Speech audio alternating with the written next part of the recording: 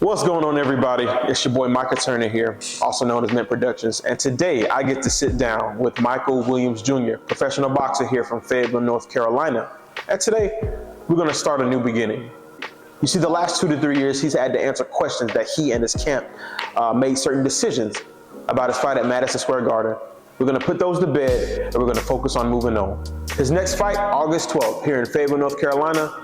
Address is going to be at 421 Maiden Lane, Fayetteville, North Carolina, the Stadium Event Center. Bring everybody out. Let's pack it out. Let's make it real big. I hope you guys enjoy the show.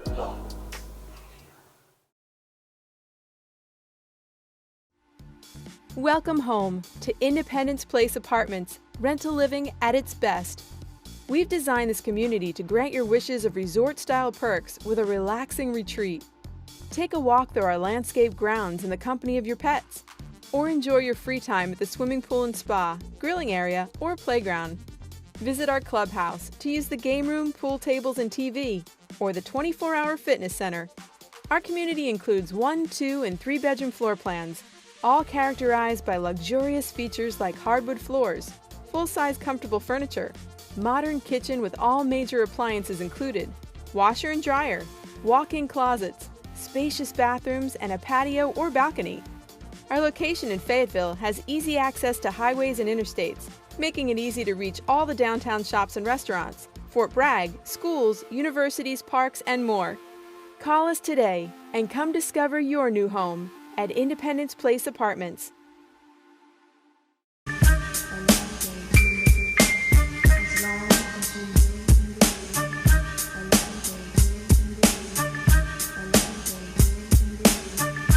Who's that boxer?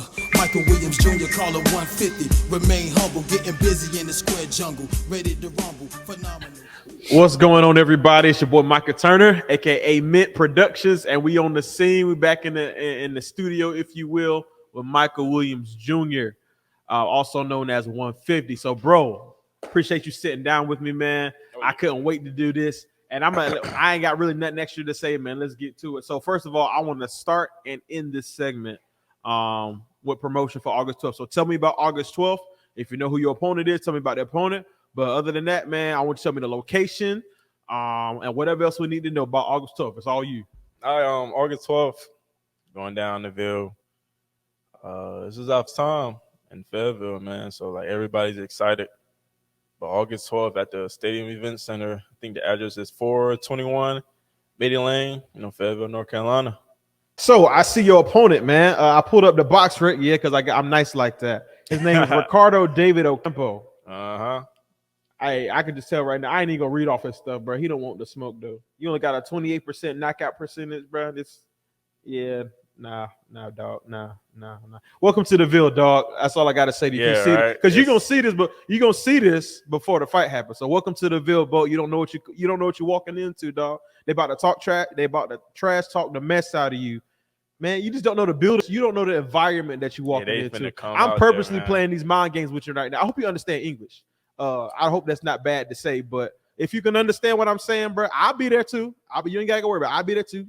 I'm a man about what I say. Welcome. We got translators. Yeah, welcome to the Ville, dog. Welcome to the Ville. I hope you know what you walking into, bro. It ain't pretty. But yeah, let's get back to the nice side of things, man. I'm gonna ask you some generic boxing questions first, bro, before I get to the deeper part of you, because the purpose of me wanting to do this, and I can tell you this now that everybody gone, bro, because it's always just you and opponent in the ring. So that's why we cross like we in the corners like this. My first question, bro. People don't know. People can see you started boxing when you was 8 years old. They can just look that up and see that. Yep. But they don't know why. Do you know why? Like, was it just something your parents put you in, or did you, if you remember, did you want to start boxing? Like, what's your why? It's basic. It's my parents me in it. I ain't got no crazy background, or I was fighting in the streets. So we joined the gym. It was pretty much. I remember we was in New Jersey. My dad used to go to a gym. He used to ask me, "Hey, come out." I did not want to do that. That's not what I wanted to do. It was just basketball. So I did not want to box. So it was just a thing when we first moved down here. I was kind of like lost, not really doing nothing. I was like a little kid. So they literally just put me in the gym. They were like, hey, you're going to the gym on Monday. That's why I just went on now, and I just got that, like I always say, I got that mentality that whatever I do, it was gonna be, I'm gonna go all out. So like, even if they put me like in a baseball field, a hockey, arena, whatever, we was gonna be on the same stage right now, but just talking about that sport, right? But that's pretty much it. I don't have that story of like, I found boxing, but I always tell people boxing found me, and we just tagged along and just took that road trip, and I'm here now. So yeah, you don't got that, or at least I'm outside looking in. You don't got that testimony of my dad got shot or something like that. So that's why I started boxing. Like you don't got the testimony. So like what does it mean? And you said your parents put you in it, of course. What does it mean to have the support of your family behind you as you're going throughout this journey? I mean, it's definitely something that I'll say I'm blessed to have, because a lot of people always, tell me that like I'm blessed to have a dad like that, or blessed to have like you said, mom, family that's just support me. Like it's just a blessing, pretty much. I always had it, so like I really can't talk much about it because I don't know how I feel to have and like not have it. So I'm gonna just do my part and keep going all out. And like I said, we a team, so we're gonna keep. I love it. Keep on going. Drive on. This is a dangerous sport, bro. Oh yeah, it's a dangerous sport. Not only physically though, this could take a toll on you mentally, emotionally. So, what after every fight, man? What makes you want to do it again, knowing you're going in there risking your mind, your body, and your spirit? That winning feeling. I'm just real competitive in a way. So just that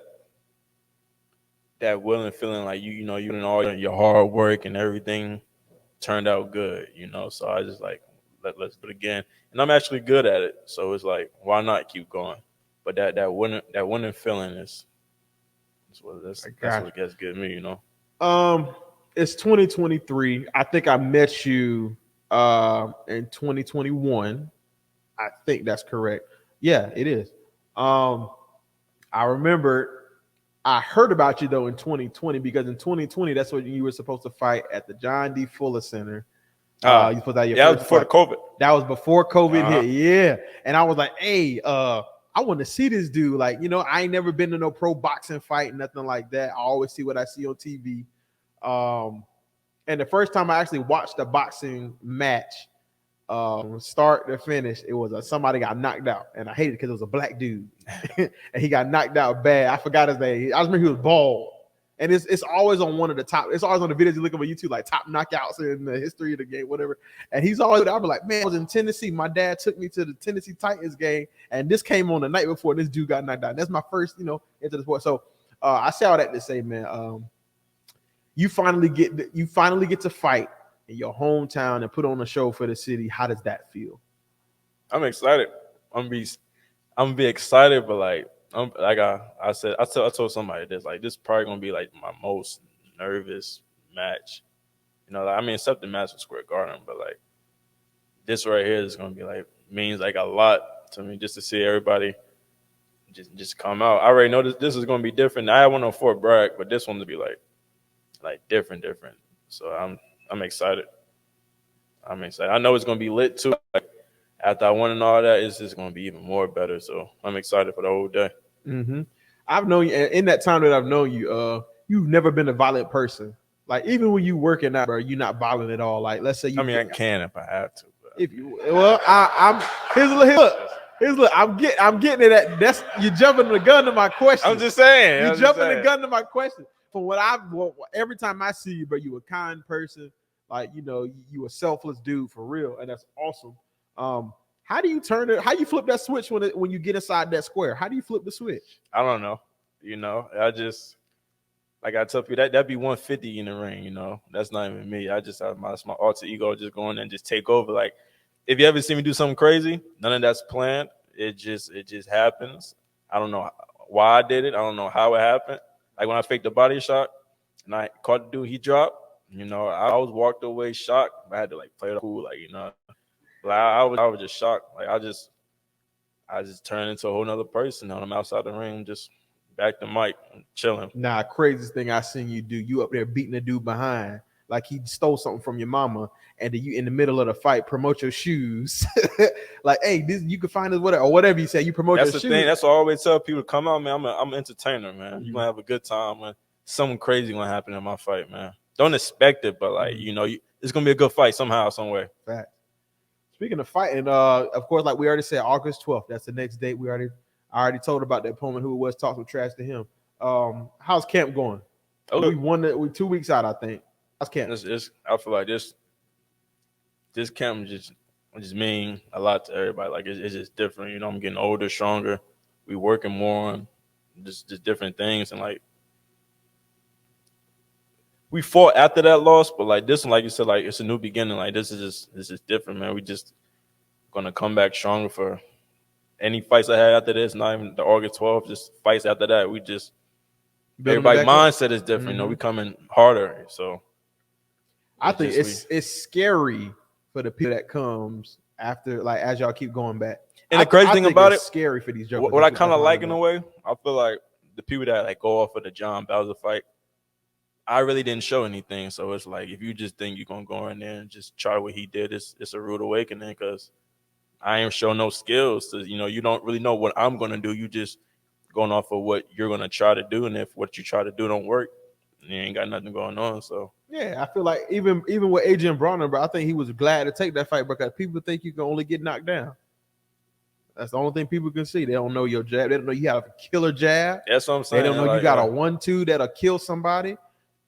I've seen you land a mean uppercut that probably would have sent me to the hospital, and I'm a heavy dude. So yeah, I can't wait. Like I said, I'm gonna be there. I can't wait. I'm gonna switch gears a little bit. So of course I do my research before I ask certain questions, man. As y'all camp is independent, y'all team is independent, so under no specific promotion. Does that make it harder to find people to fight? Oh yeah, for sure. For sure, it's that's why like when you go to my boxer and all that stuff, it is what it is because we're by ourselves. We're the ones that provide the money. We're the ones that literally set everything up. As if you see on TV, like people they just got to train. Everything is like done for them. So we're the ones that go in there and try to make it happen. So it's definitely harder, but it's also easier and good at the same time because we get to do things our way. So. I'm gonna get off of that train. I don't want to ask too many questions about that. Where do you see yourself being in this sport, man? Not just in the sport, in life in general. Let's say 2 years from now, 2025. What do you see for yourself? I would just say, just successful, man. Whatever I'm doing, it's successful, man. I know, people say like a world champ. I mean, that's definitely the goal, but like successful as far as financially successful, healthy, just successful my way, and I definitely want to win a world title one day. I love that. That's definitely it. I love it. Right now, currently in Fayetteville and even the surrounding area, boxing is not a well-known sport like you would think it would be. Yeah. Specifically by my age group, millennials.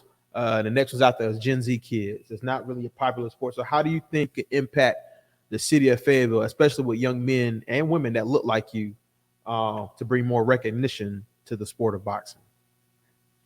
Just keep doing what we're doing now, man. Just, throwing these shows, get more out there. Eventually they'll start catching on. I mean, they starting to catch on now, but like we just keep doing what we're doing, man. Just showing that love back to them so people can recognize what we're doing. And just keep on doing what we're doing. Pretty much, it's simple. It's a matter of time for real. It's a process. I really love it, man. Because I was telling somebody because there's August 12th is a night that's gonna be a big night for the city of Fayetteville, for the sport of boxing here. It was supposed to be a fight. A group of stuff this month that was gonna happen. And I told somebody, I said, if it don't happen, bro, I said certain way you got to do things here in Fayetteville. You got to know the city. You got to know people. I had a friend, bro, shout out to Tyrus Ray. He said, bro, in order for you to be successful here in Fayetteville, you gotta get certain personnel to talk about it. Like shout out to Jesse Mitchell. Straight No Chase podcast. If you ain't got Jesse on board and doing what you want to do, and he can reach a lot of people around us. He be everywhere. As soon as he puts hey, I'm gonna be right here. Somehow the place is packed when you walk in. So shout out to Jesse Mitchell, of course. Yeah, so I love that, bro, because it's got to be more recognition, bro. This sport is huge. Things can be done, man. And I think I feel like you the person to do it with your character, your personality, man. Even your showmanship in the ring. I think inside the ring and out, you the person to do that and bring that recognition to the sport, man. I was telling somebody, I said, if the other fights don't work out, bro, it's just because they didn't do it all, bro. You got to do it here for the culture. There's too many black people here. See, August 12th, that night's gonna be very professional, but it's also gonna be for the culture. I think that's why. But that's dope though. That's what I'm saying. That's gonna bring excitement. Like it's gonna be a mix of buttoned up suit type of professional. Everybody there, man. With a mix of nuck if you buck type people. I'm questioning. I'm like, I want my wife to come, man, but I'm like, I don't know, man. That's what I don't know. That's why I'll be telling people like bring your kids, but I'm like I definitely it might get like go to 3. I'm gonna send her with somebody. I don't know if my wife, bro. I love you, babe, but I don't know. So, bro, I got the generic boxing questions out the way, bro. So now I want people to know, man, who Michael. We know who 150 is. We see it on YouTube. They can look it up on YouTube and see who 150 is, bro. But I think people know, especially after Madison Square Garden, who Michael Williams Jr. is. The title, the segment of y'all camps. I guess your title of going forward, the title for this fight is A New Beginning. So we can't erase the past, but we could learn from it and move on. So what's new beginning? I'm gonna ask you some questions. Just about you in general, bro. Like, let's see here. Outside of the sport of boxing, what you do? What do I do? What do you do outside of boxing?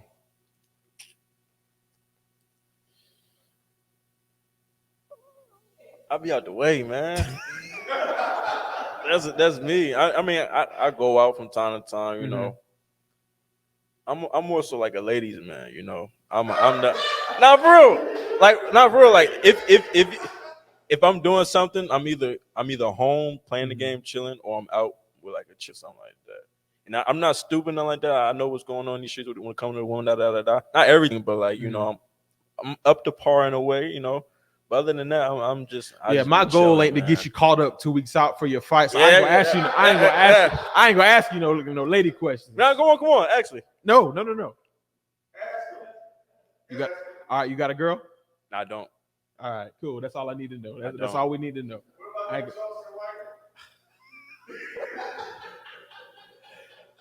All right, so I'll go there. I was told to ask this question. It ain't in my question. What was the next question? Nah, they done did it to me. Now I gotta ask. So, bro, before I said I wasn't gonna bring up Madison Square Garden, but I'm sorry, bro. Was you in there having sex before your fight? I don't know. That's an unwritten rule. So look, I never said I did. I never said I did. I don't know what happened in there. You don't know what happened in there? All right. So I might have not. You know, we're just gonna leave that out. You know, bro. Because nobody knows what happened in that room except me and her. So. Hey, listen, so you might want to stop talking. Now you're digging yourself into a hole, I'm not digging myself in a hole. I'm just... We've seen what you've been through. Boxing is a business. How do you handle the people who made business decisions by moving on from you after you took in your first loss? How do you handle people that want to come and, you know, be a part of your journey going forward? Honestly, I'll let my dad handle that, man. Honestly, if he, you know, because he do literally all this, like when it comes to like the people sponsor, so like if he tell me, you know, that he ain't right, don't do that, don't mess with him, I'm all for it, because I try to stay out of that, because my main goal is to fight. My purpose is to fight and get it done, so he could continue to, do what he got to do. Mm-hmm. So I just try to stay out of all that. I don't get into that because that's like you said, we independent. So like if I get too deep in that, I'm gonna be start thinking and worrying. That's not good in a way. But I'm not slow. I was going on also, but I try to stay out the way as well. You want to go? Do you want to go back to Madison Square Garden? Oh, for sure. For sure. I was watching that. I was somewhere, man. I don't know where I was. Actually, I think I was here in Fayetteville when it happened, and I had it on the big screen because I thought I was doing something with this little 50 TV, and I had it out in my living room. I had my family. I was like, "Babe, hey, y'all don't bother me right now. I'm watching this fight, blah blah blah." And she didn't want to watch with me, whatever. But and when you came out, I was like, "Bro," I was scared, dog. I was like, "Yo, this ain't normal." I said, this ain't him.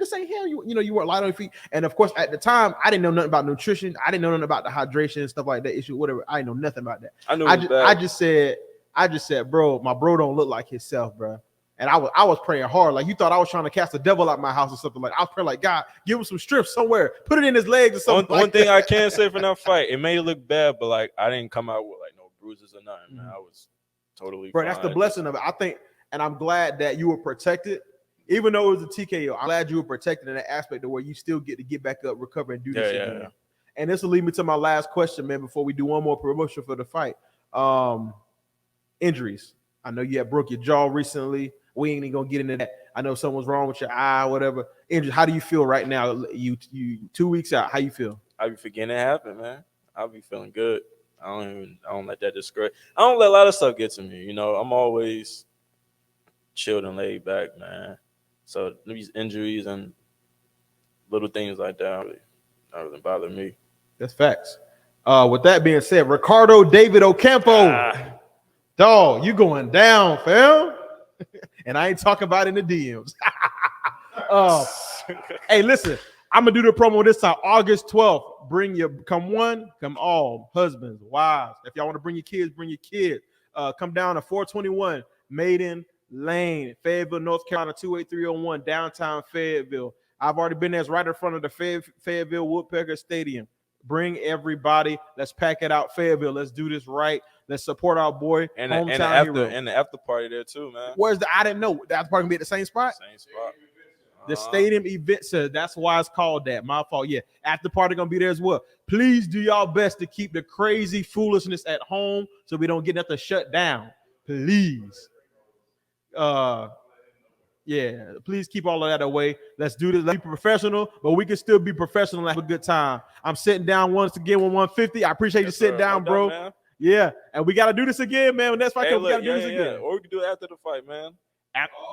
After the fight. Listen, see, now we got to brainstorm. All right, y'all. Y'all see the next segment. Appreciate y'all tuning in. Comfortable in every match. When you take his shirt off, you can see the muscles in his back. Six pack, get your chin cracked from the impact. Nothing but action. And I'm sitting down with the crew, with the team of Michael Williams Jr. Boxing. First of all, I appreciate everybody coming through today, fellas. I'm gonna jump into it real fast, man. So I'm here with the coaches panel right now. So I got 150 sitting across from me. I got Coach Khalil, I got Money Mike, and I got. So first of all, I want y'all to take that mic right there. I'm gonna ask y'all first of all. I want y'all to tell us about your businesses first of all, because y'all came repping. I want you to talk about your just talk about your business, talk about your gym. All right, my name is Khalil Shaquille. I own the Ambition Boxing Academy and Ambition Athletics. I've been involved in boxing for 35 years or so. Trained a lot of individuals. I have a big background in boxing myself. I fought for 16 years, and I have a humongous training background. So, all right, Money Mike, what's this on you? Money Mike, it's on you. Hey, my name is Michael Crumble. I've been in boxing for about the same. Had a fairly decent amateur career. You know what I'm saying? I'm a basketball coach currently, and just part of Team Williams Jr., brother. Yeah, Kevin Harris, KO Boxing Fitness. I've been on the team for a long time, since Mike was like 8. I currently train children, adults over at DSDQ on Fort Bragg Road, and that's about it. Cool. Yeah, Coach Kev getting on the mic like he an MC, which he is. Music coming soon. I'm gonna jump straight into it. Give me the history that y'all got with 150. Just general history. I don't even got to get into specific details. Just give me a history. When did you come upon him? You know what I mean? Things like that. Well, I came upon him. I think he just turned 9. Or he's somewhere like 8 and 9. That's when I first met his dad. His dad stopped in my gym, asked him about the boxing. I can't remember everything he asked. I know he talked about my son's gonna fight pro. I want him to fight pro, and I did my typical response. I'm like, all right. So I've been around him since he was like 8 or 9 years old. How about you, Mike? I met him at Spring Lake in Coach Fitch's gym. Him and my son both came up together in amateurs. Him, my son, and he by the name of Dijon Sissel. So I met his dad, and I can't tell you everything. You know what I'm saying? I have to tell you that off the camera. But we had a notion. Actually, they responded against a kid that I was helping Coach Fitch train. And the first day in the gym, I was really against him, because I had to help train the kid that he was sparring. And but I'd seen his growth. I slowly seen his development, and I watched him turn from a boy to a grown man. So now he's holding his own in professional ranks, and I couldn't be prouder to be a part of it. Yeah, I met 150 when he was about 8 or 9. Same time, Coach Khalil, the same day actually. And Coach said, okay, you want me to go pro? Okay, But I actually worked with him that same day. We got him started. Taught him the stance, everything. So y'all since he was 8 or 9. Money Mike kind of jumped the gun into my next question. What's as far as his progression goes, and I don't care who answers first. As far as his progression goes, how have you seen him progress inside of the ring and out over the years? I'm going to start with that. Over the years, how have you seen him progress inside of the ring and as a human being outside of the ring? Well, he's always been a great person.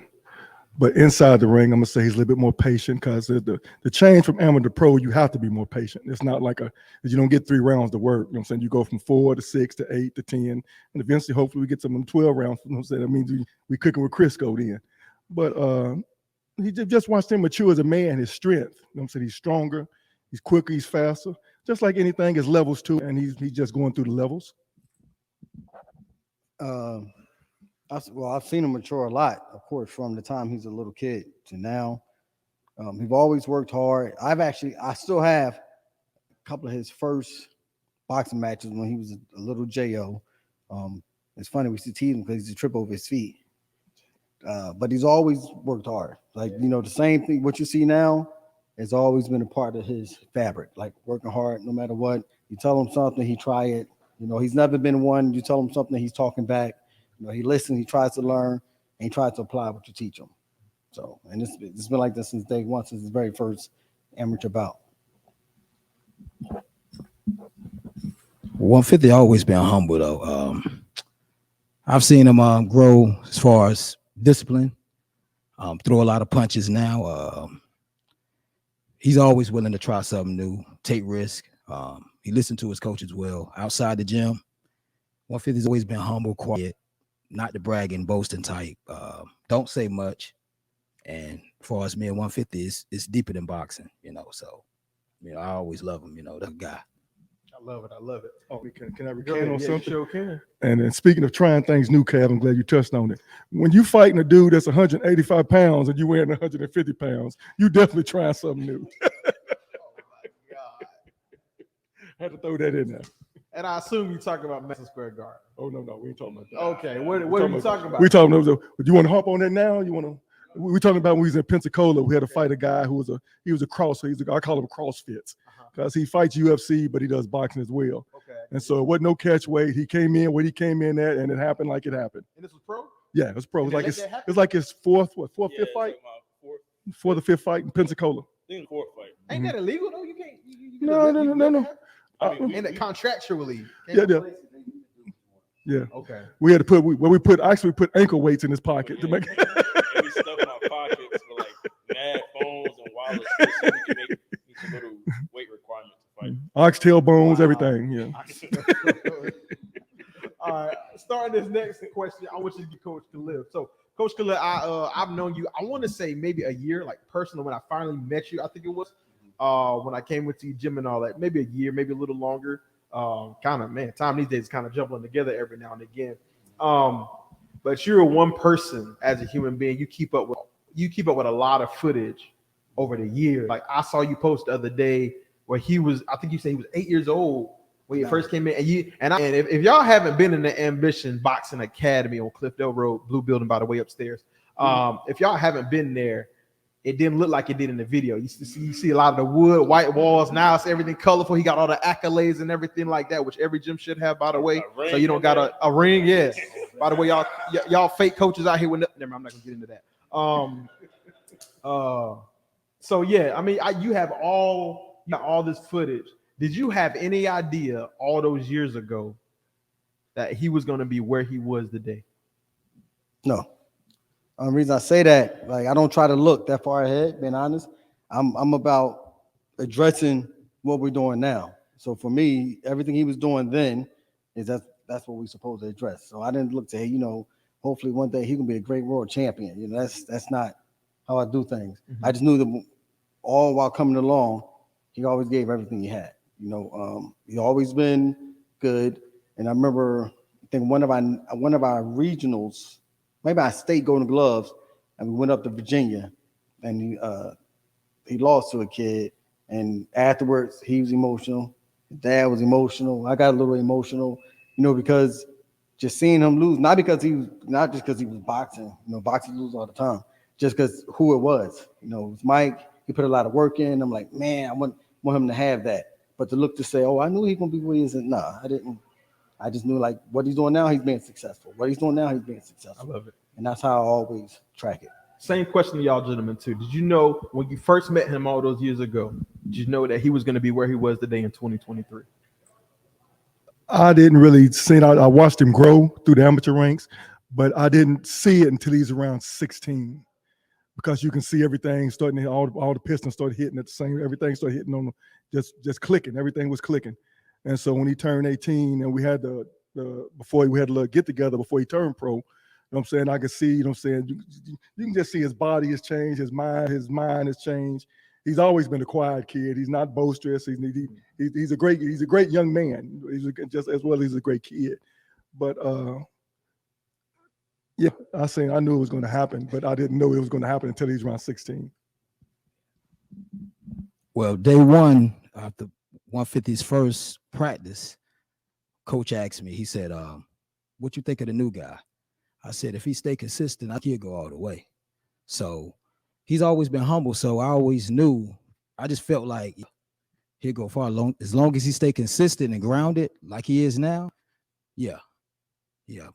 Right, so I'm gonna be honest, this last question is a little messy. And it's the absolute last question. And I'm not gonna give nobody else no permission. Like 150 can't answer.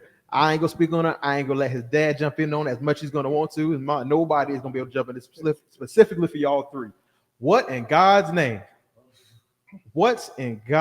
name happened at Madison Square? Not from a boxing standpoint, but internally among yourselves as a team. What happened? Well, because I'm gonna say this. I'm sorry. Let me get some more. Aspect of what I'm talking about. So it kind of gave the feeling that everybody wasn't on the same page. It looked like, everything was just a mess. For a better word, it looked a mess.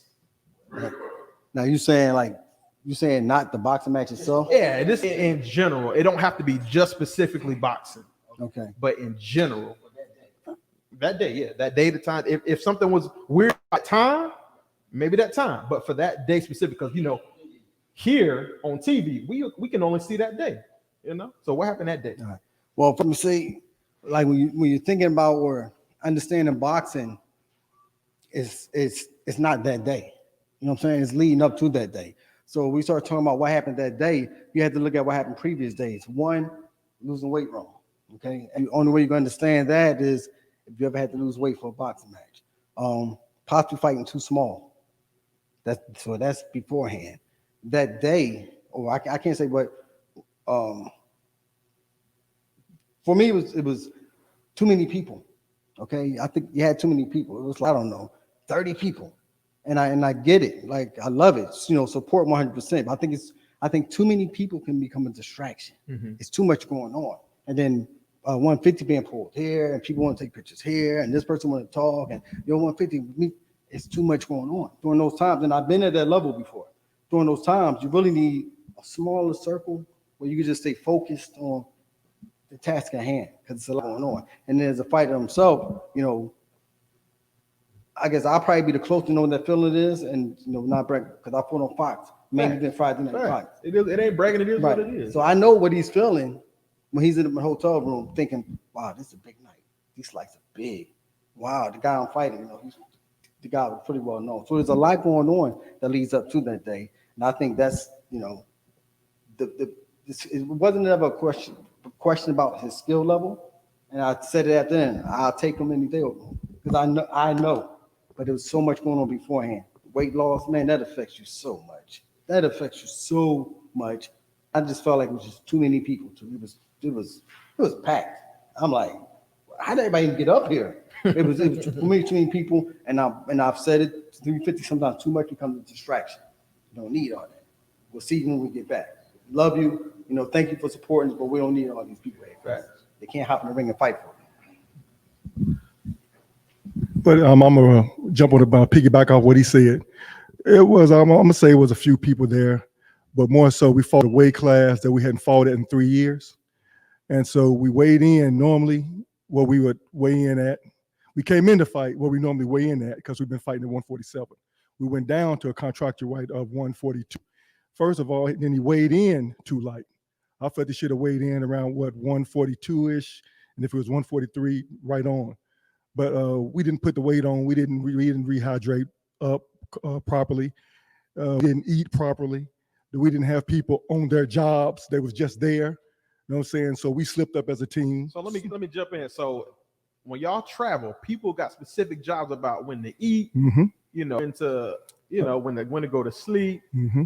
I don't like. So I'm a basketball player, so it's gonna be hard for me. I'm gonna speak for the people out there that don't know boxing, but they're scared to admit they don't know boxing. Mm-hmm. I'll admit to you, I'm learning boxing. Mm-hmm. You know, it's like you got times where you gotta watch film. You got times where you gotta wake up at a certain time for practice. You got times where you gotta have meetings with coaches. You got a time where you gotta eat dinner, like stuff like that. So in that same aspect in boxing, do people on the team have those same assignments? They should have. Okay. But normally, you know what I'm saying, at the end of the day, this is Michael Williams Jr.'s career. Mm-hmm. So we can't make somebody do the stuff that we know they're supposed to do. We depended on him to do those things, but it was our fault as a team because we should have had people assigned to do specific duties, and we didn't. A lot of us got to New York, and we enjoyed New York a little bit too much. Gotcha. You know what I'm saying? But I'm not going to put that just on him. I think that was a team effort. We all failed that night. What about you, Coach? Well, to me, the day started off gloomy anyway. It was a gloomy day. Even in the locker room, it was crowded. The mid work wasn't popping like it normally popped. It felt rushed, because me and 150, we have a natural chemistry. We in sync like that, but even that it was just off. Everybody wasn't locked in. My job is when 150 move, I move. That's what I do, So if you go to the bathroom, I'm standing outside that door. So everybody wasn't locked in on their assignments. They was up there partying for a good time. We was there for 150. It wasn't about us. Well, it sounded like we should have been there. We should have been there, but it wasn't there for 150. Handful of us, was there, but some people was there, to party or whatever. But he was the most important one, at that spot. To be fair, everybody got caught up in the lights. Right. So right. So So locked in, as we say. Right. It wasn't locked in. So well, I appreciate that. Yeah, go ahead. Absolutely. Just like I said, when you at that stage, you're part of the, it was a Top Rank show. So the people who work for Top Rank have a certain job, right? You're not necessarily the person they're favoring, or, it's not their job to make you feel comfortable. So every small thing count. Like I think we had a problem with the urinalysis or something. We had to keep coming doing that distraction. When they walk in, all right, come on, you gotta get ready to go. Now you're rushing. So it breaks your zone. Mm-hmm. Where you have to say, I'm not going out yet. Even when they walk into the ring, they're like, come on, you gotta go. And I didn't even feel comfortable. I feel rushed. I don't like feeling rushed. So whenever you're in that environment, you got to make sure I'm gonna do it my way. You're not gonna tell me I can't box. And I had to do it my way because it's his job, the team job, to make sure he's comfortable, and it's his job to say, I don't want to go yet. Tie my gloves like this. Because you want to be as comfortable as can be. Because once you go out there, it's rush hour yeah, traffic. that's It's a it. lot going on. So I think that's important as well. So when he's back at that stage, he got to do it his way. Like, nah, let me slow down. I love it. I love it. So now as a team, y'all took an accountability for what happened. And I love that as men, y'all have said, we all got to take responsibility for what happened. Let me ask you this for next time, because he's going to be back at that stage. He's going to be back in the bright lights. I believe he can go all the way. I believe he can go back to Madison Square. He can go to Top Rank. I believe he can go to, if you want to go to PBC, he can go everywhere and make all the money, have all the right things. So when you get back to that, when we get back to the stage, is the team ready to do their job now? Now that y'all know what not to do, is everybody ready to do what they're supposed to do to make sure y'all are successful as a unit, but also to make sure he's successful in what he needs to be focused on to do? Oh, no doubt. No. I think for me, I think I know a lot, which I do. But it also says there's a lot I don't know. When he's back at that big stage, if I have a voice today, I'm gonna say certain things should go this way, and then it'd be up to it'd be up to Mike and his father. See, nah, we don't want to do that. Or we want to do that. And I'll say this: even though the thing happened in Madison Square Garden, like, so what? That happens. People still have not seen the skill level that Mike can reach. Of 150 degree. I don't even think he knows like the skill level he can reach. Like he is not peaked. He's been boxing a long time. He's not got to the point where you say, okay, he just got there, now it's over. So he still has a lot more skill level that will show as long as he's able to apply it. Yes, Same question. Yes, sir. Oh, everybody, we know our roles now. We'll be more than ready next time we're there, brother. I promise you that. There will be no faulting. Everything will be up to the champ when he's in that ring. Besides that, there'll be no distractions. We'll be going to bed on time. We're going to make sure, we dot all our I's and cross all our T's. Next time we're at Madison Square Garden, bro. Well, the biggest room in the world is room for improvement. So I'm going to continue to do what I've been doing, but I'm going to just continue to level up with it. You know what I'm saying? So as long as I'm alive, I'm going to keep rocking with him and, doing what I do. That ain't going to stop. I love it. So y'all, this was the coaches segment that I wanted to get the coaches in, and we'll be right back, and we're going to jump into the family segment next. I appreciate y'all. Stay tuned. When you down bad, you really find out who in your corner. See, everybody talk that loyal shit. When it's time to be loyal, welcome to the family segment, disappear. man. The family segment part of this interview, man. I believe that family, if your family would dictate how you do anything in life, man, you gotta make sure your house. And as a Christian, man, I'll say this, man. We're taught that your house is your first ministry, whether you're married or not, man. So your house got to be in order before you can go out the world, go outside and succeed outside of that door. Which brings me to the point of why I wanted you here. And I want y'all to introduce yourselves from right to left and going down like that. So start with your name, who you are in relation to Mike, and then I'll come back to my question. My name is Taisha Clark Williams. I am Mike's mom. I'm the big dog, actually. I sit in the cut a lot. I just make sure everybody's straight behind the scenes, behind boxing. And that's what I do. I'm a mom first and supporter, and I just wait till everybody come home and speak my truth.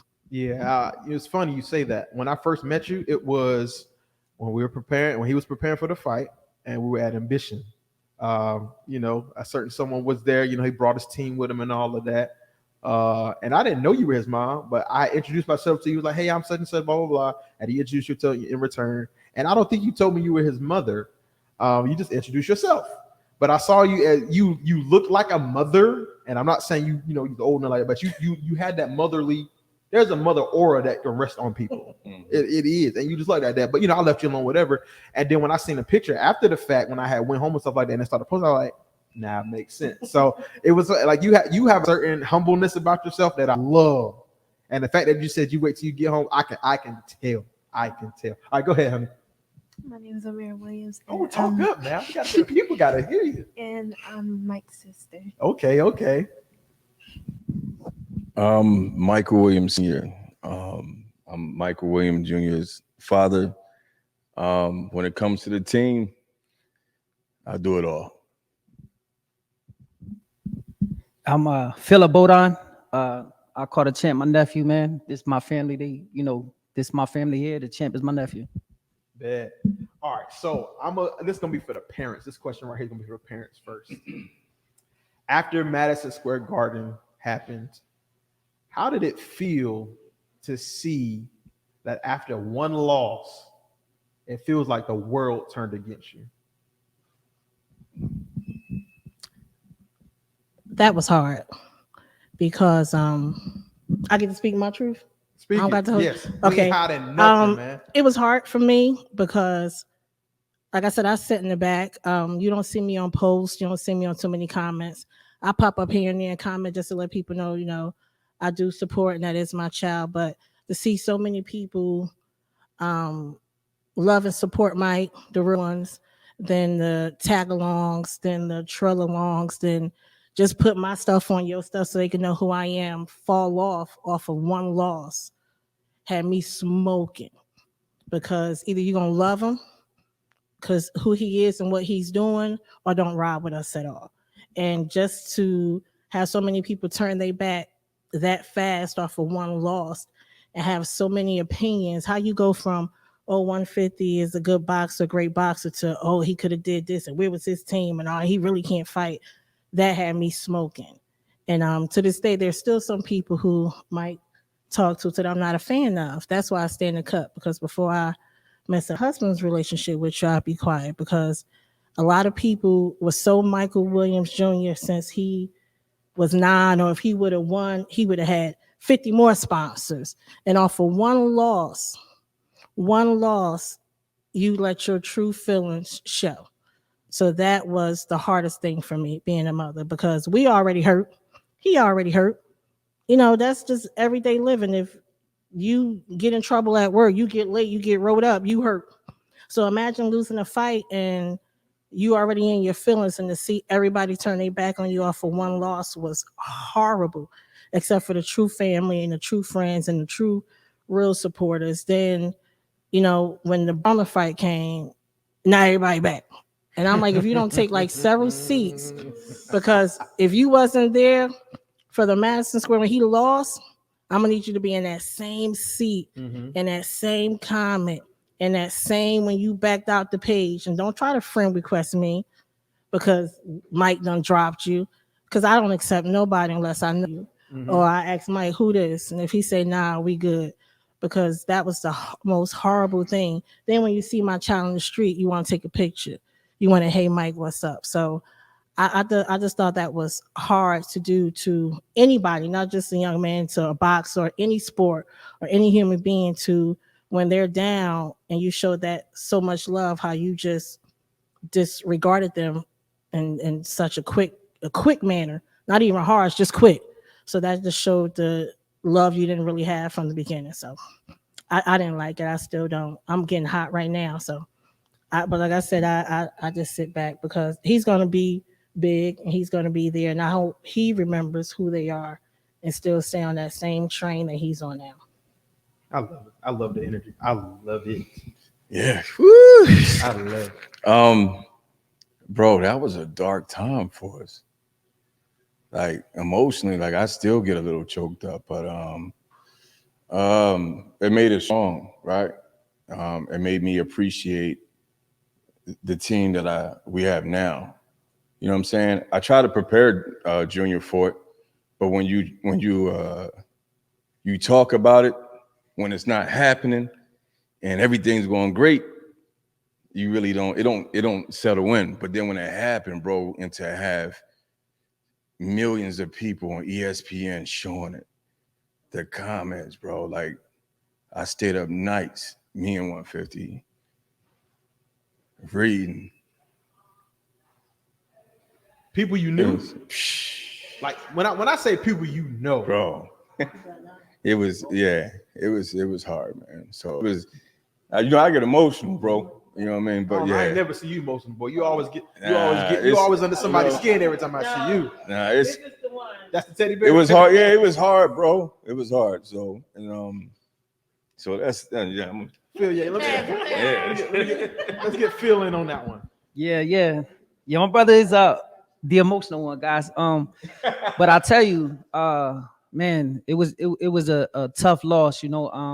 And the thing is, you know, we win together, we lose together, and you know, through everything, it really exposed a lot of things for us as a team.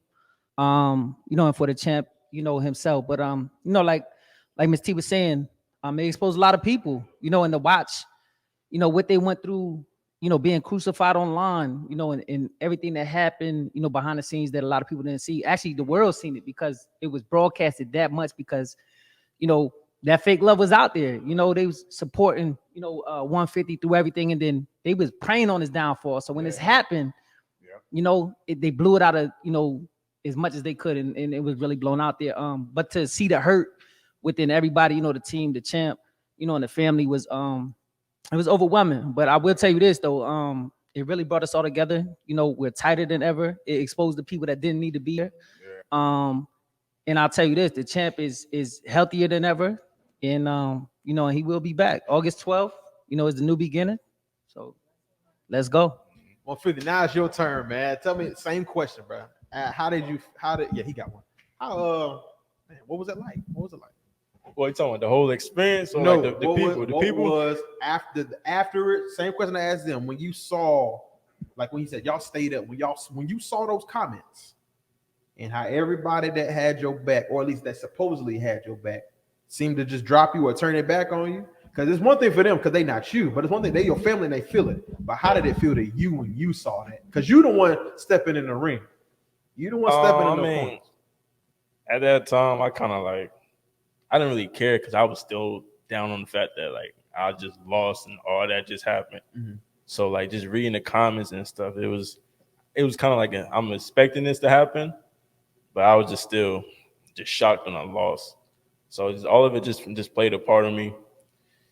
And like they said, just to see them try to come back on the Adrian Broner, I mean, it's just something you just sit back and just laugh, man. Just this is the game we in, so it's like that's what we gotta expect and just move accordingly to. So this whole thing is just crazy, man. Yeah, I'm still getting delivered in certain areas. If they would have came back. They would have came back for me, but I would have been so disrespectful. Like, just keep the same energy you had online, man. No, I was like that, bro. You know what I'm saying? And that's why I had the outburst on Facebook. Mm-hmm. You know what I'm saying? But like I said, it made us stronger, bro. You know what I'm saying? It made it. We went through a lot. The whole team, all the brothers, my wife. So even Junior felt it more, but even you, bro, we had to face it in the barbershops. You know what happened to your boy all over. You know what I'm saying? Yeah, so, they just forget about everything I accomplished. Yeah, and just go straight to the Adrian, bro. Not the Adrian, Madison Square one. Exactly, exactly, son. It was tough, bro. It was, that's a good question. No, I want to ask you, honey. Well, how did it make you feel? Because you got to ask the questions too. I'm sorry. How did it make you feel? I was mad. I wasn't mad, but I was emotional because that was my brother at the same time. So I'm like, I don't know what to do at this point. So I'm sitting there crying, thinking, because that whole day was just, everything was it was off. Mm-hmm. It didn't feel like other fights. Mm.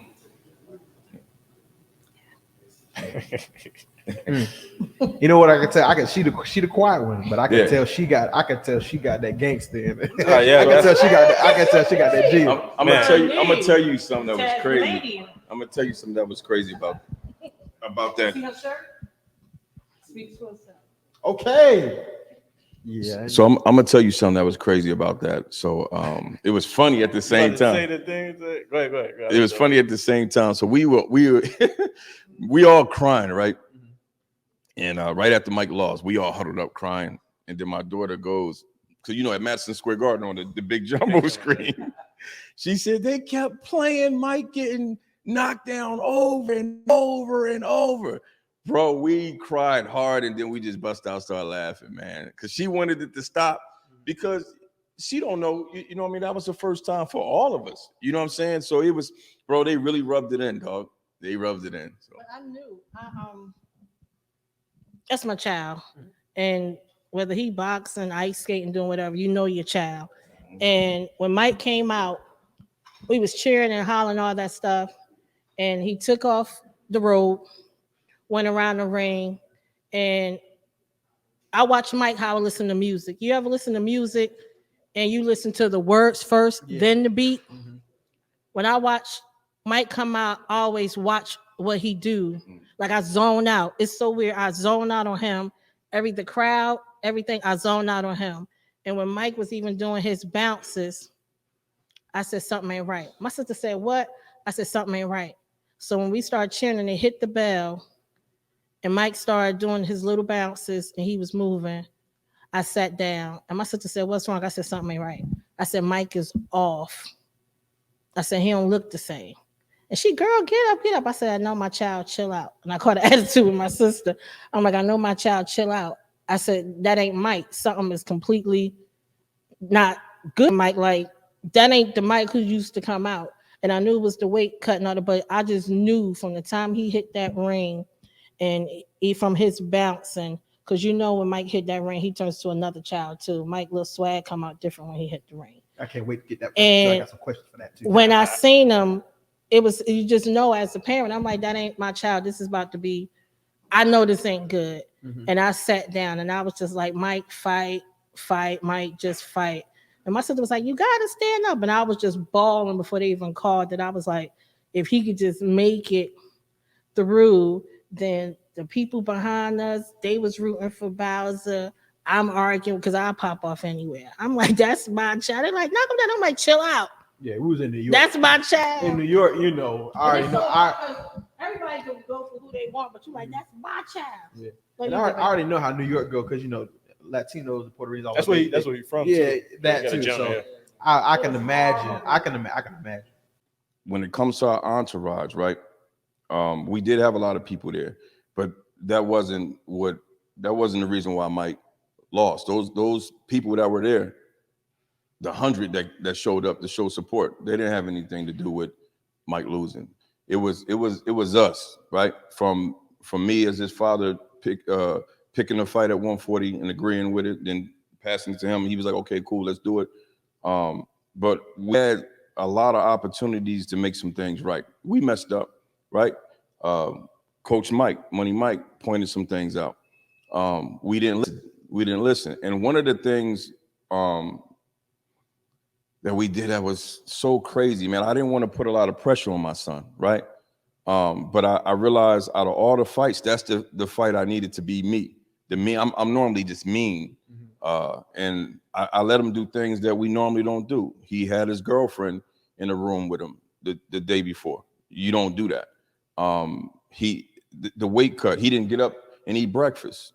We had other coaches get up in the morning for breakfast and didn't wake Mike up, right? Yeah, so I'm dad gonna tell the truth. So but it's still that's on us. That's on us. It's on me and Mike Jr., nobody else. You know what I'm saying? It's certain ways you hydrate. Mm-hmm. We had a coach on our team that told us, hey, we need to, I don't want to say what it is on camera, but we need to do this as far as hydration. I didn't listen to him, Coach Mike. He said it. You know what I'm saying? So we did some things that just normally wasn't us, man. It was weird. You know what I mean? So Mike tried though. So he was in the ring just sick, bro. So he walks around about 160. He dropped down to 137 pounds. The weight that we agreed upon was 140. Mike Jr. weighed in at what? You was underweight. 137. Oh yeah. He weighed in at 137. That morning, he missed breakfast because nobody woke him up. I overslept. That's the difference. When I was so used to doing everything, our team went off of me, right? And we was handling it all the way up to that point. But what happens when I'm tired? You know what I mean? Why wouldn't a coach wake him up? You know what I'm saying? Why wouldn't we listen to Money Mike? You feel me? So we learned from that. But going back to his weight, he weighed in at 137. He hydrated up to 143. That's horrible. Then he missed breakfast. He didn't eat until about noon. That's his first meal.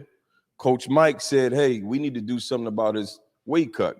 Another one of our coaches went against it and said, no, he's good. Coach Mike stood up and said he ain't good. The other coach turned to Mike Jr. and said, he ain't in the ring fighting.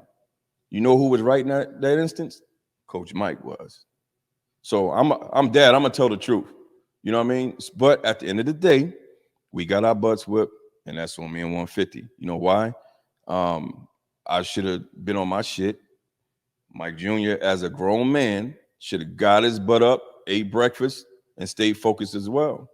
So we learned. So the next time we go to the Garden, bro, Adrian Bronner was going to see. He was going to lose that fight. I was going to try not to bring Adrian Bronner up and nothing and all of that, bro. But I could not. I was telling people, hey, tune in to this. This is the one you want to see. This is the one. Yeah. And I didn't mind fighting this Adrian Bronner. Yes, I didn't mind it at all. I said, I felt like I was getting ready, like it was just like, because so here's like, for those of y'all out there, look, I already told y'all already. I don't know. I'm learning boxing. I ain't like y'all that think y'all know boxing and getting out here just bull jiving. No, I'm learning this thing. So when I'm getting taught along the way and I'm recognizing, hey, nutrition needs to be like this. Yeah. You need to be up like this. This is why, like one thing, I'm training to do some exhibition stuff. And one thing that I learned the hard way is that cardio is important. Yeah.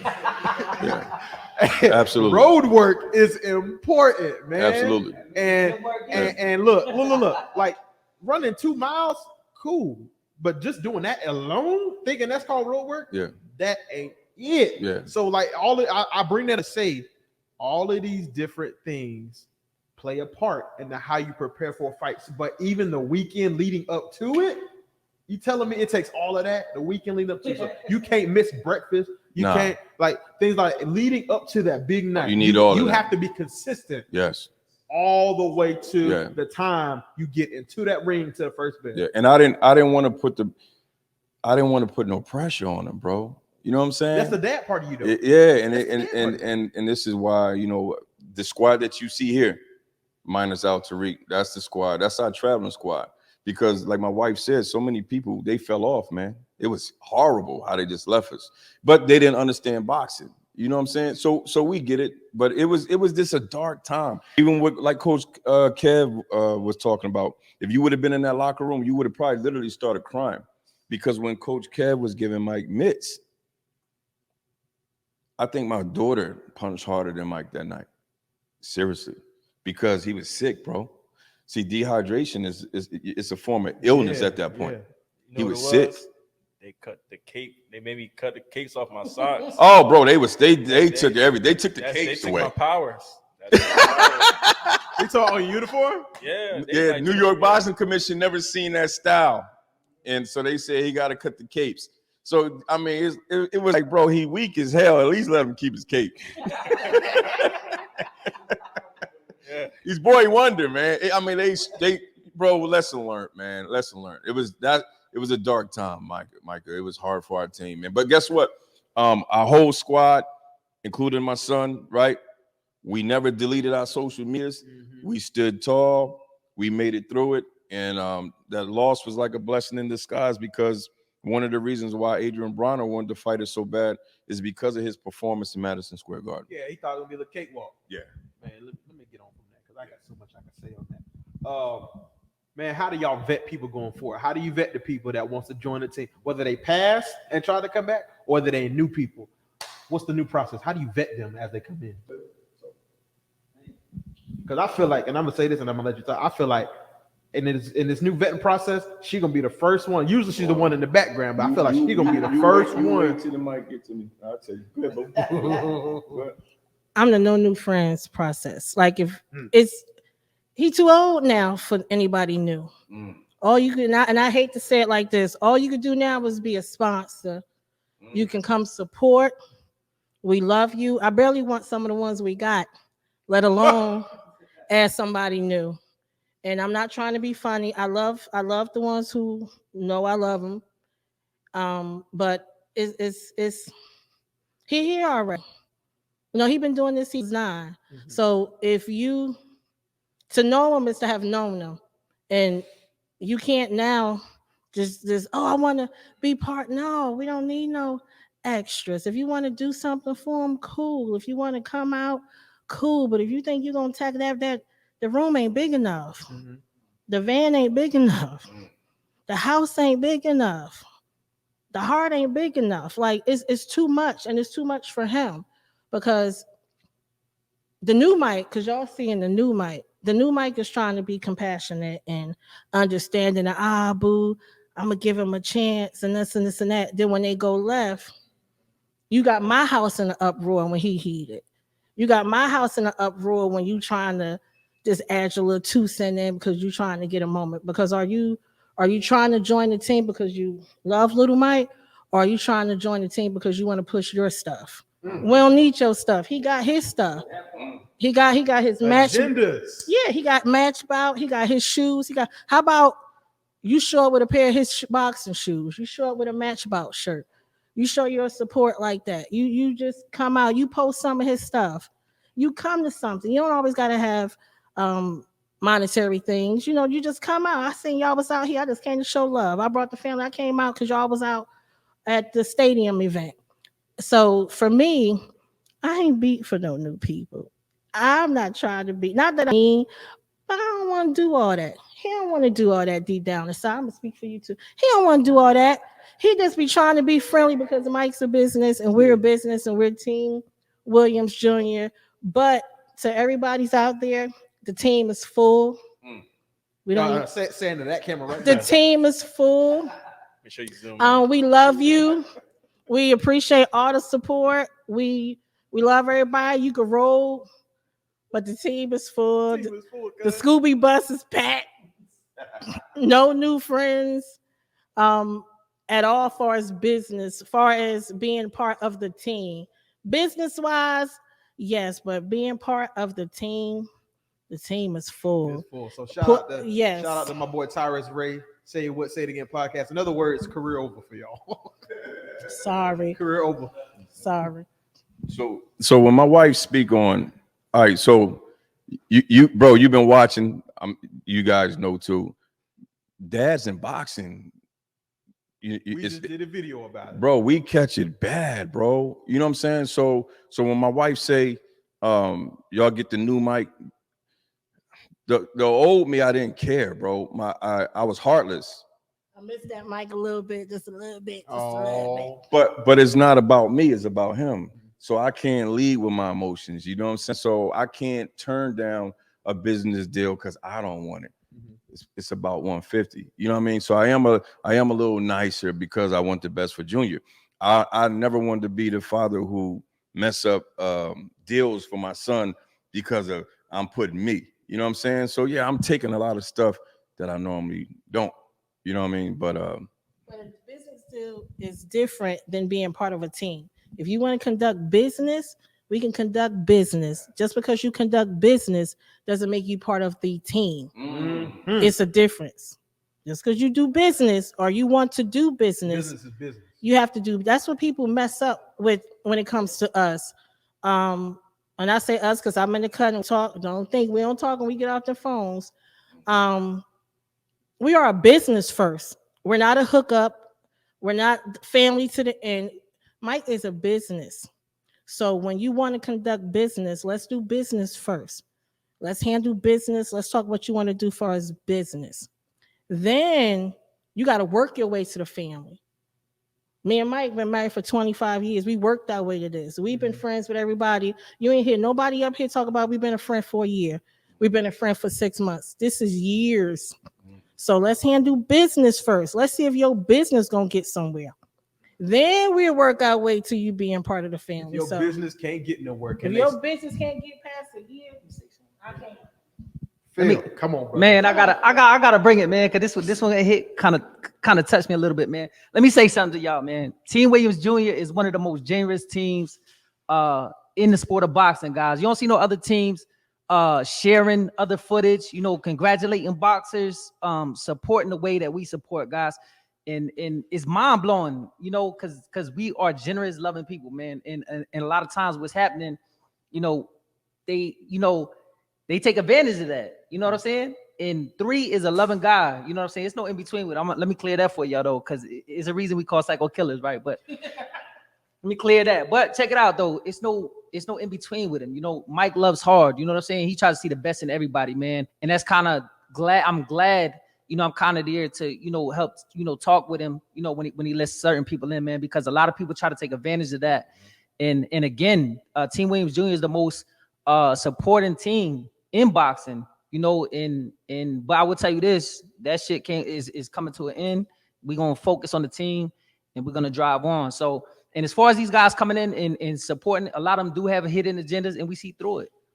A lot of them got hidden agendas. You know what I'm saying? They want to come in because they see the motion. They see Mike is persevering through everything that he went down. You know, Mike went through a lot, you know, with injuries, you know, the eye injury, the jaw injury, you know, all these injuries and the way he's bouncing back.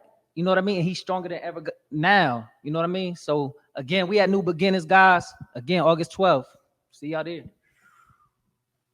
Good job, boy. Oh, boy. Man, I don't forgot what my question was. Man, I had that y'all are getting me right now, and I usually I don't get distracted. I don't get distracted. You get me teary-eyed. Brought out the rags. So I'm a skip to. I got 3 questions left. Parents, this one's specifically for y'all, and this is y'all's last question. All right, so it may get this question may get a little emotional for real. Not even gonna lie. Oh man, come on, bro. You got me looking weak. Has there been a time where you were ready for your son to just walk away and say, "This is too much. Let's do something else. Let's figure something else out." Go ahead, Tim. This is good one. And you know, this is his dream. He's been doing it since he was so young. So I'm terrible at math, but you got almost 20 years in the game. Almost 20 years in the game. That's a long time. And after the craziness and this fiasco and the buffoonery, the unmitigated gall of these people to do what they did, why didn't you just walk away? Because he's a grown man at this point, like you said. So I'm gonna reword it this way. Why didn't y'all tell him to walk away? Like, what made you keep going? Why did you quit? Some people can't handle this. This is weight. This is weight. This is life. This is real weight. As a parent. I got a story with this. You gonna cry? As a parent. Let me go first. Because my daughter's 3 right now. And when she gets sick, if she's got a little cough, a little mucus make me want to fight. I'm like, what little kid at your daycare got you sick? I want to see their parents right now. Like that's so I know this is that's a question because I'm about to go in. Yeah, it's a good one. That was a good one. I've been watching Mike fight so long. It's always tough. It's always hard. To know me, to know I'm at them fights. Even when he was doing amateur fights, when he was at this practicing at Coach Khalil and Coach Fitch, my stomach be jacked up. I get sleepy. I get nauseous. Sometimes I just want to close my eyes until it's over and let me know if he won or not. But I'm also a little rough when it comes to Mike and boxing. When I think that Madison Square Garden fight, I wanted to throw my hands up and just do the whole Martin fall out. Like, this is it.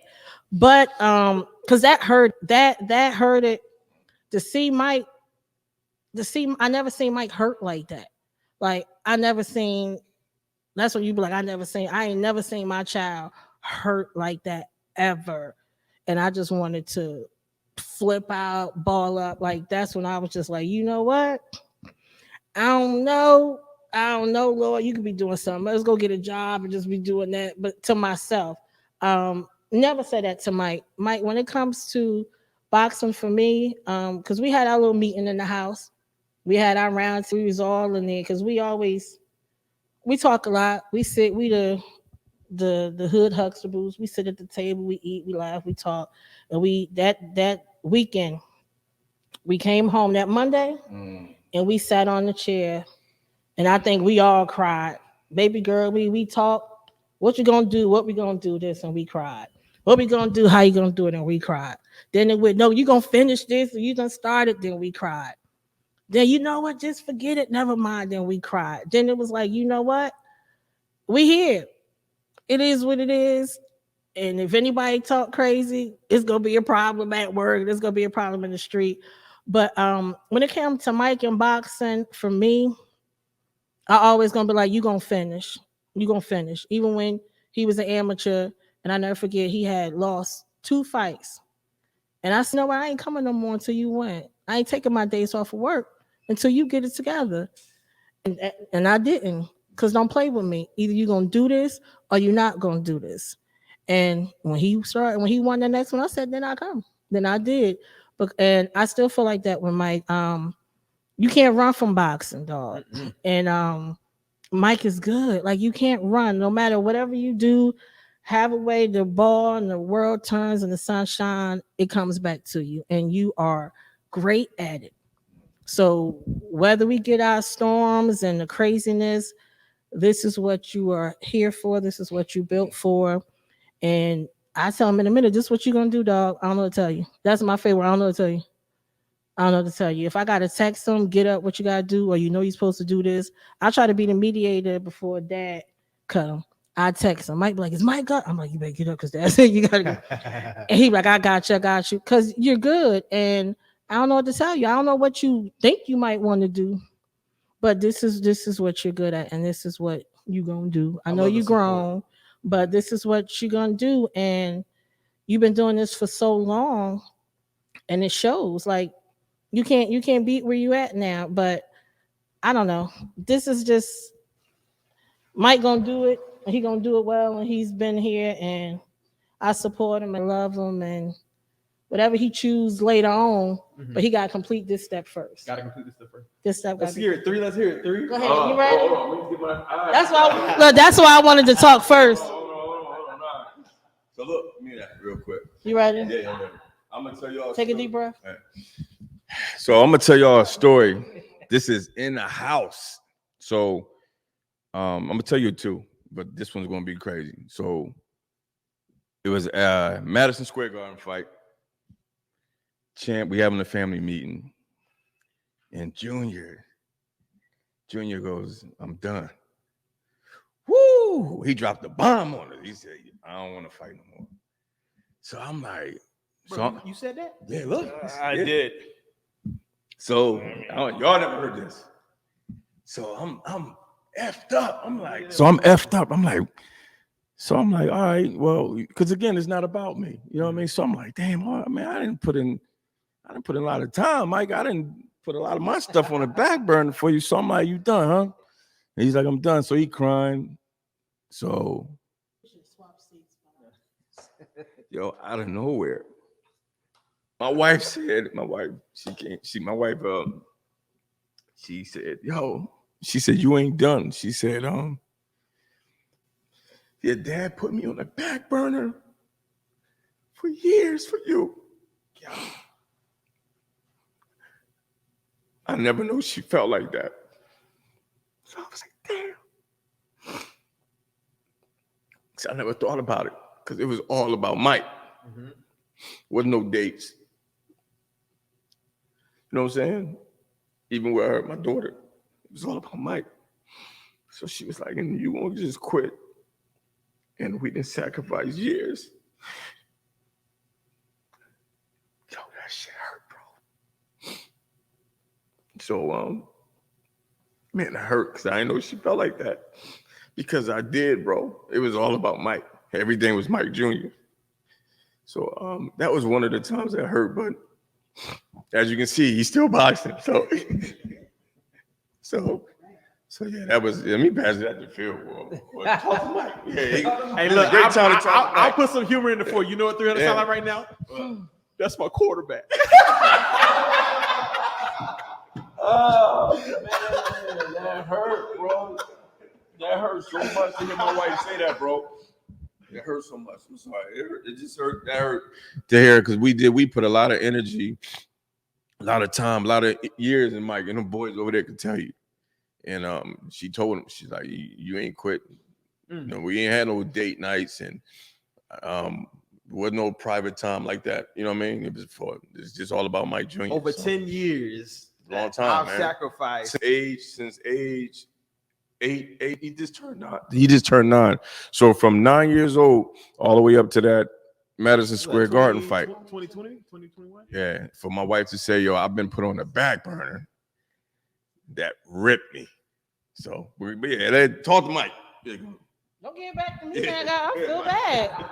That's what. No, we can go to Mike. That's just fine. I told you that was the last question for y'all. We can go right to Mike. Yeah.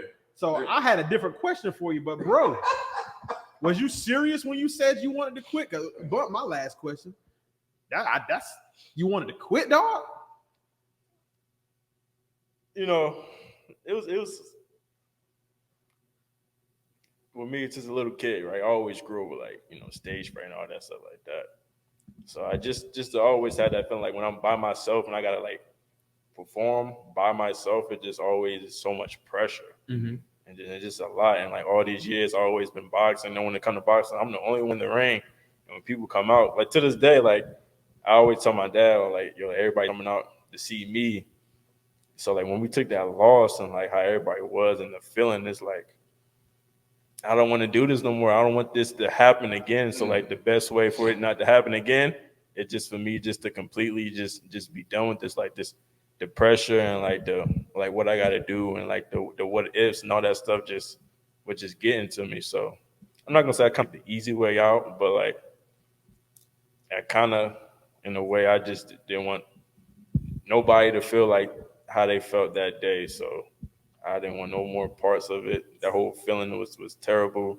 I know my family was feeling bad, so it was like to prevent it. And I don't want this to happen again. I knew I was embarrassed in a way too, so I was just trying to get out of it. I don't want to do this no more. That's what I was trying to tell him. But I mean, well, Micah got us like on Oprah, boy. He got us. Yeah. It's like intervention. Hey, look. So I told you on the phone, bro. I said because when I met you, and I met you because I started working out with Coach Kev. Yeah. That's how I met you. So I pay attention to people, especially when I'm starting to fall in love with a sport. I started getting into boxing because I was overweight, and I just had my baby girl. It was COVID. I was depressed. I had just lost my job after working there for 3 years, and I was good at my job. And I got up, I want to say almost 260 pounds. And I told him, I said, bro, I don't know, bro, something got to give. And I was my aunt, man, Corinne Keys. He was working out with Coach Kevin. I seen it on Facebook, man. And my wife hit up Corinne, and they got in touch with Coach Kev. And so that's when that's going to be a great fight one day too. That's what. Yeah, you versus you, Corinne Keys. Corinne Keys versus Micah. Hey, look, 2024. We not gonna do that, bro. They keep doing that, bro. We not gonna do it. 2024. He gonna go Mike Tyson and bite my ear off or something, man. But so that's how I got into it, man. So ever since then, and then I met y'all, I paid attention to pretty much everything as close as I could, because, like he said, he's the only one in the ring. Yeah. But then y'all the family, bro. Y'all get hit with everything first. Yes. So when I can see, and I got a good spirit of discernment, majority of the time. When I can see what look like it's happening on the outside, and people just want to jump on to somebody, I could tell from the outside, looking at somebody else on the outside. I could see it. And as much as I want it, ain't my place, bro. Because I want those people that when you know your place, you chill out. You chill out because it ain't your place to do stuff. Because you may mess something up thinking you trying to step up and defend your little brother, you know? But I'm like, bro, y'all need to back up. Y'all need to sit down. Yeah. Because I read through the comments too. You know, after there you go. I read through the comments. I didn't watch ESPN a lot. Yeah, they dogged us. I didn't get my phone just because that was the first thing you saw. Yeah. Like 2 weeks straight. Yeah, they was killing us. They was killing us. But then when Bowser take his first L at MSG, it won't the same energy. So let me say something about that. It's interesting. Shout out to Top Rank. Top Rank was wanting to sign Mike Jr. A lot of people didn't know. However, we had to beat John Bowser to get that sign. Bowser went on to actually get dropped by Top Rank after that fight for whatever reason. You know what I mean? But after the junior fight. Yeah. Well, yeah, he won a fight. And then Top Rank just dropped him. They wanted Mike, but they gave us a tough task. But we'll be back. But I wanted to say this. So when it comes to Mike Jr. and our family, if Mike ever wants to just completely stop, we're for it. Our relationship with Mike is more important. You know what I'm saying? And then Mike's health, because as y'all know, if an athlete isn't happy, he's going to get out there and get hurt. Yeah. I just don't want my son, our son, to have regret, y'all. Because he's so young and accomplished so much at 24 years old. Yeah. Like, don't stop now, because when you're 40, it's going to eat you alive. But if you ever really wanted to stop, man, we'll move on. You know what I mean? Because I respect him.